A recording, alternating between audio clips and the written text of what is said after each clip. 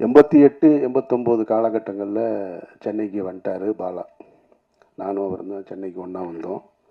அவர் பாலுமேந்திரா சார்ட்ட உதவி இயக்குனராக சேர்ந்து 93 வந்து முதல் முறையாக படம் பூஜை போடப்பட்டது. பாலா இயக்குனராக அறிமுகப்படுத்தப்பட்டார்.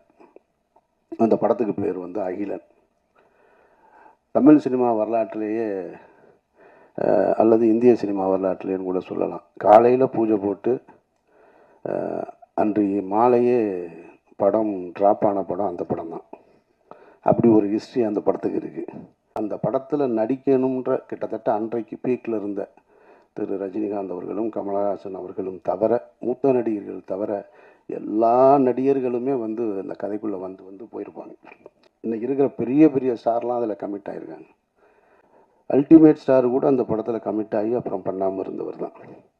அப்படி ஒரு ப்ராஜெக்ட் அது.